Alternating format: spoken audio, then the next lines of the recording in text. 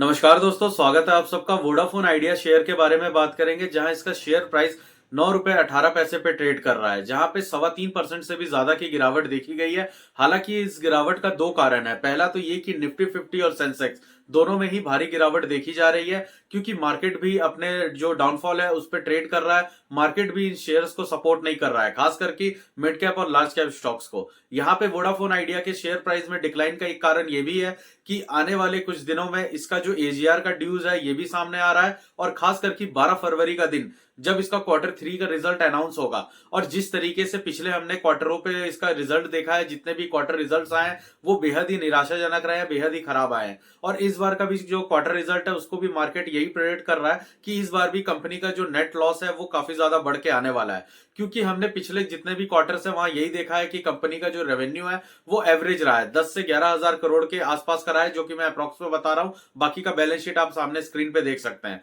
और पिछले क्वार्टर का अगर हम लॉस की बात करें तो नेट रहा है वो 7100 करोड़ का नेट लॉस रहा है, और उससे पहले 6900 करोड़ का, उससे पहले 6500 करोड़ का, और उससे पहले 7100 करोड़ का। तो ये सब चीजें देख करके मार्केट ने ऑलरेडी प्रेडिक्ट कर लिया है कि जिस तरीके से पिछले जितने भी क्वार्टर है वोडाफोन आइडिया के जो रिजल्ट्स इतने खराब आ रहे हैं, तो इस बार का क्वार्टर रिजल्ट भी खराब ही आएगा। क्योंकि कंपनी की तरफ से ना तो कुछ नया किया गया है, ना ही कंपनी में नए यूजर्स ऐड हुए हैं। उल्टा इन लोगों ने जो आपस में मिलकर वोडाफोन आइडिया और जियो ने तीनों ने अपना जो टैरिफ हाइक किया था, टैरिफ्स बढ़ाने की वजह से बहुत सारे इनके जो 3G और 4G के कस्टमर थे, जो रूरल एरियाज में इनके कस्टमर थे, वो लोग एमटीएनएल के और बीएसएनएल की तरफ शिफ्ट हो गए थे। और एमटीएनएल और बीएसएनएल के यूजर बेस का बढ़ने का यही कारण माना गया कि इनमें जितने भी यूजर बेस बढ़े हैं और जो पोर्ट की सुविधा के थ्रू इनके पास ट्रांसफर हुए हैं, ये ज्यादातर जियो, एयरटेल और वोडा के ही हैं। क्योंकि देश में यही तीन कंपनियां हैं जो टेलीकॉम सर्विसेज को और मोबाइल फोन कनेक्टिविटी को एक तरह से रन कर रही हैं। लेकिन यहाँ पे हमें समझना होगा कि वोडाफोन आइडिया के साथ प्रॉब्लम यह है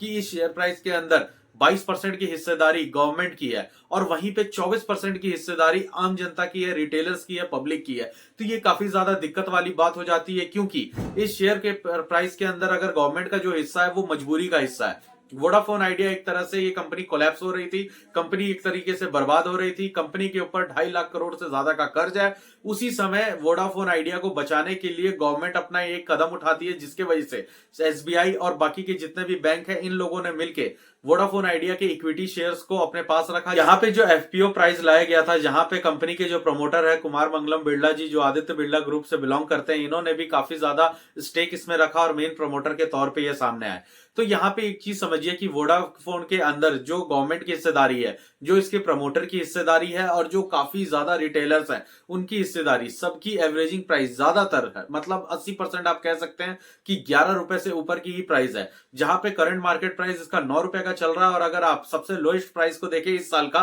तो वो 6 रुपए 60 पैसे का है। यहाँ पे मॉर्गन स्टैनली, जेएम फाइनेंशियल और बाकी जैसे भी ब्रोकरेज हैं, इन लोगों ने 4 रुपए तक का इसका जो टारगेट प्राइस दे दिया था। हालांकि मॉर्गन स्टैनली ने तो इसे 2.5 रुपए तक का टारगेट प्राइस दिया था, लेकिन फिर भी इस शेयर प्राइस ने 6 रुपए के बाद जो एक इमोशनली ब्रेकडाउन होता है कि यहाँ पे शेयर में एक नई खरीदारी देखने को मिली, और बीच बीच में एक तरीके के आप कह सकते हैं कि रूमर्स आए, एक तरह की टिप आई, जिसमें यह कहा गया कि एजीआर ड्यूज जो कि 80,000 करोड़ रुपए का है, जिसके वजह से ये शेयर बार बार गिर रहा है। और जो ये 80,000 करोड़ का हिस्सा है ये गवर्नमेंट का हिस्सा है। गवर्नमेंट इसके ऊपर जो पेनल्टीज लगाई है, पिछले 2 साल में आप देखेंगे तो 18 से 19 रुपए का हाई लगा के इस शेयर ने अभी तक 50% से ज्यादा का अमाउंट लोगों का खराब कर चुका है। पिछले 2 साल में आप देखेंगे तो ये 18 रुपए के हायर लेवल से काफी ज्यादा टूट चुका है, 60% से भी ज्यादा की गिरावट आ चुकी है। तो यहाँ पे ज्यादातर लोगों को एक एक्सपेक्टेशन थी कि ये शेयर मल्टीबैगर बनेगा, क्योंकि शेयर प्राइस का जो एक स्मॉल अमाउंट है, एक पेनी अमाउंट है, इसे देख करके लोगों को ये लगता है कि आने वाले टाइम में ये मल्टीबैगर बनेगा। लेकिन ऐसा होना मुश्किल है, क्योंकि इस शेयर के अंदर गवर्नमेंट ने काफी ज्यादा नए इक्विटी शेयर्स जारी करके इसका जो ट्रेडिंग वॉल्यूम है वो काफी ज्यादा बढ़ा दिया है। आज से ठीक 10 साल पहले इस शेयर का 108 रुपए का शेयर प्राइस हुआ करता था, लेकिन तब इस कंपनी का जो टोटल नंबर ऑफ इक्विटी है वो काफी कम हुआ करता था, जो कि आज के समय में 3000 करोड़ से ज्यादा इक्विटी मार्केट में ट्रेड कर रहा है। लेकिन आपको एक बात समझना पड़ेगा कि पिछले 10 साल में जिस शेयर ने बिल्कुल रिटर्न नहीं दिया है, 2020 के बाद से ये शेयर लगातार नीचे गिरता हुआ, और आज भी इसमें रिटेलर्स फंसे हुए हैं। ये एक ट्रेडिंग पर्पस के लिए शेयर हो सकता है, जहां पे एक अच्छी न्यूज आने के बाद शेयर प्राइस में आप 10% की रैली देख सकते हैं। महीने 2 महीने में आपको 20 से 25% का रिटर्न मिल सकता है। लेकिन अगर आपको सही में एक इन्वेस्टर बनना है, आपको अपने पैसे को एक सही जगह इन्वेस्ट करना है जहां पे आने वाले समय में आप उस पर अच्छा रिटर्न पा सके और अपने एसेट्स क्वालिटी को आप बढ़ा सके, तो आपको अगर इस शेयर के साथ ही ट्रेडिंग करनी है तो आप इसमें से ट्रेड करके प्रॉफिट निकलते हुए शेयर को एयरटेल जैसी कंपनी में लगा सकते हैं, या अदर जितने भी प्लेटफॉर्म्स हैं, अदर जितने भी सेक्टर्स हैं और पर्टिकुलर शेयर्स हैं, फंडामेंटल अच्छे शेयर्स हैं, उसमें आप लगा सकते हैं। क्योंकि आपको यहाँ बात समझनी होगी कि एयरटेल जैसा शेयर जिसने टेलीकॉम में लिस्टेड, ये कि वही शेयर है, अभी जियो का लिस्टिंग नहीं हुआ है, इसने पिछले 5 साल में पैसे को 2 गुना कर दिया है। यहाँ पे एयरटेल ने पिछले 2 साल में 50% से ज्यादा का रिटर्न दिया है, और 3 साल में आप देखें तो 700 रुपए से ये शेयर प्राइस आज 1600 रुपए तक आ चुका है, और आगे भी इसके अच्छे अच्छे टारगेट्स दिए जा रहे हैं। वो इसलिए क्योंकि एयरटेल एक प्रोफिटेबल कंपनी है। देखिए, मैं हमेशा ये कहता हूं कि कंपनी की चाहे स्थिति खराब चले, कंपनी का समय खराब चले, कंपनी की सेल्स में चले, लेकिन एक इन्वेस्टर को हमेशा अपने इन्वेस्ट किए हुए कंपनी में यही चीज देखनी चाहिए कि उसके रेवेन्यू यानी कि सेल्स क्या है, और उसके जो आउटकम्स है, मतलब उसका जो नेट प्रॉफिट है वो क्या है। क्योंकि शेयर मार्केट में वही शेयर प्राइस अच्छे से ट्रेड कर पाएगा, वही रिटर्न दे पाएगा जिसके अंदर इन्वेस्टमेंट करने के बाद आपको उसके रेवेन्यू, सेल्स और प्रॉफिट इसके बारे में डिटेलिंग्स अच्छी सी पता हो। मैंने लास्ट वीडियो ओला इलेक्ट्रिक मोबिलिटी पे बनाया था, उसमें भी मैंने यही बात कहा था, चाहे इसका ब्रांड वैल्यू कितना भी अच्छा हो ओला का या फिर वोडाफोन आइडिया का, चाहे ये कंपनी को दुनिया भर के या देश भर के लोग जानते हो बाई इसका नेम, ब्रांड, लेकिन यहाँ पे at the end quarter results आने पे लोग और इन्वेस्टर्स इसके जो रेवेन्यू है, इसके जो प्रॉफिट्स है, इसकी जो मार्केटिंग है, यही लोग देखते हैं। और उसमें अगर 500 करोड़ से ज्यादा का लॉस अगर ओला जैसी कंपनी करेगी तो उसके भी शेयर प्राइस में आपको डिक्लाइन देखने को मिलेगा, जो कि मिला है 66 रुपीज पे ये शेयर ट्रेड कर रहा है। वही आदत, वही चीज वोडाफोन आइडिया में भी आपको देखने को मिल रही है। चाहे वोडाफोन आइडिया का पूरा कारोबार पूरे देश में क्यों ना हो, वोडाफोन आइडिया के यूजर्स कितने करोड़ों में क्यों ना हो, लेकिन कंपनी के ऊपर बढ़ता हुआ कर्ज, कंपनी के ऊपर एजीआर ड्यूज, इसके एक तरह से कोलैप्स करने की स्थिति और गवर्नमेंट द्वारा प्रोटेक्शन देना, ये सब चीजें दिखाता है कि कंपनी अपने बिजनेस को परफॉर्म करने में काफी ज्यादा जूझ रही है। ऐसे कंपनी में इन्वेस्ट करके अपना समय बर्बाद करने से अच्छा है कि शेयर मार्केट जैसे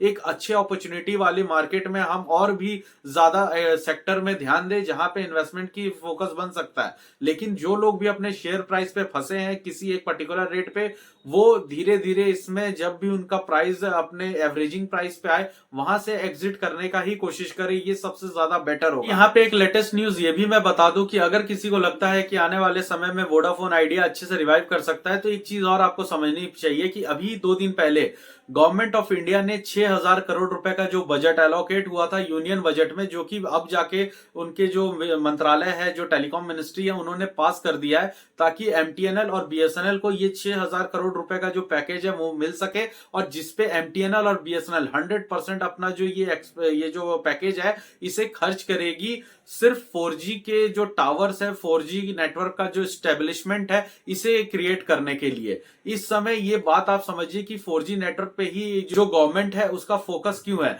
क्योंकि अभी भी देश में 30 करोड़ से ज्यादा ऐसे मोबाइल यूजर्स है जो अभी भी 4G का नेटवर्क यूज कर रहे हैं। और जब भी जियो, एयरटेल और वोडा जैसी कंपनियों ने अपने टैरिफ्स को, अपने प्राइस को हाइक करने का कोशिश किया है, तब बीएसएनएल और एमटीएनएल जैसे संस्थाओं में जो लोगों का एक तरह से पोर्ट है, वो ये दिखाता है कि अब धीरे धीरे एमटीएनएल और बीएसएनएल भी देश भर में अपनी जो स्ट्रेंथ है उसको बढ़ा रहे हैं। गवर्नमेंट भी इन्हीं 3 कंपनियों पे 150 करोड़ की जो जनसंख्या है और इतना बड़ा देश है, इस पे सिर्फ 3 कंपनियों की डिपेंडेंसी और जो रेट ऑफ रिचार्ज है इसे सिर्फ डिपेंड नहीं रहने देना चाहती। गवर्नमेंट भी एमटीएनएल और बीएसएनएल जैसी कंपनियों को और भी प्रमोट कर रही है, जो कि पिछले कई सालों में, कई डेकेड्स में नहीं हुआ है। लेकिन इस गवर्नमेंट में ये चीज किया जा रहा है, इसका एक साफ निर्देश ये है कि ये पहले एमटीएनएल और बीएसएनएल अपने जितने भी टावर्स हैं उसको स्ट्रेंथ दे रहे हैं 4G टावर नेटवर्क की, क्योंकि ये शेयर प्राइस अगर 11 रुपए पे जाता है तो इसके खुद